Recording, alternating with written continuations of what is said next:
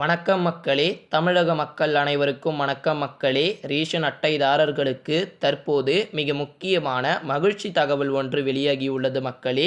அனைத்து பொதுமக்களும் காணொளியை கடைசி வரைக்கும் பாருங்க. இது சம்பந்தப்பட்ட கூடுதல் தகவலை தெரிந்து கொள்ள நம்முடைய சேனலை மறக்காம சப்ஸ்கிரைப் பண்ணுங்க. தமிழக ரேஷன் கடைகளில் இனி விற்பனைக்கு வரும் தேங்காய் எண்ணெயா? தமிழக ரேஷன் கடையில் அதிரடி முடிவு செஞ்சிருக்கிறாங்க. பொதுமக்கள் ஹாப்பியா? தமிழ்நாடு ரேஷன் கடைகளில் விரைவில் தேங்காய் எண்ணெய் விற்பனை செய்ய அரசு திட்டமிட்டு வருவதாக தகவல் வெளியாகியுள்ளது மக்களே. தமிழ்நாட்டில் பொது விநியோகம் திட்டம் மிகவும் சிறப்பாக செயல்பட்டு வருகிறது.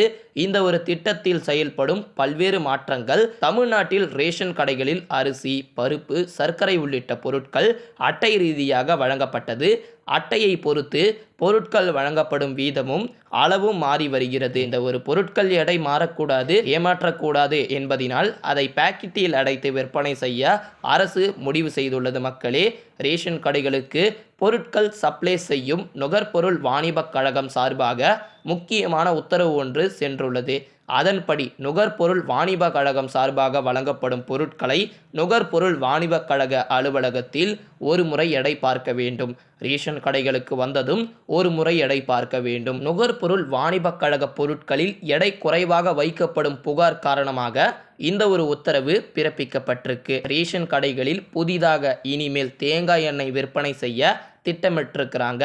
தேங்காய் எண்ணெய் நேரடியாகவே விவசாயிகளிடம் இருந்து வாங்கி விற்பனை செய்ய திட்டமிடப்பட்டுள்ளதாகவும் தகவலானது வெளியாகிருக்கு. கடந்த லோக்சபா தேர்தலில் இதற்கான அறிவிப்புகள் பிரச்சாரத்தில் திமுகவினர் மூலமாக கொடுக்கப்பட்டது. தற்போது அதற்கான சாத்தியக்கூறுகள் தமிழ்நாடு அரசு ஆய்வு செய்து வருவதாக கூறப்படுகிறது. இன்னொரு பக்கம் மத்திய அரசின் செறிவூட்டப்பட்ட அரிசி வழங்கும் திட்டம் பல்வேறு மாநிலங்களின் வரும் மாதங்களில் முதல் செயல்படுத்தப்பட உள்ளது என்றும் தெரிவிச்சிருக்கிறாங்க. அதாவது அரிசியை செறிவூட்டி அதிக சத்துக்களுடன் விற்பனை செய்ய அரசு முடிவு செய்துள்ளது. இந்த ஒரு திட்டம் தமிழ்நாட்டிலும் படிப்படியாக செயல்படுத்தப்பட்டு வருகிறது.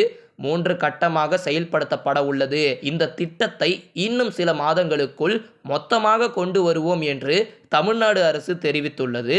இந்த ஒரு நிலையில்தான் ரேஷன் பொருட்கள் சரியாக கிடைக்கவில்லை, ரேஷன் ஊழியர்கள் ஊழல் செய்கிறார்கள், முறைகேடு செய்கிறார்கள் என்று தோன்றினால் அதை புகார் அளிக்கலாம். இதற்காக 1-8-0-04-2-5-5-9-0-1 என்ற புகார் எண் உருவாக்கப்பட்டுள்ளது. இந்த ஒரு எண்ணை தொடர்பு கொண்டு ரேஷன் தொடர்பான புகாரை அளிக்க முடியும்.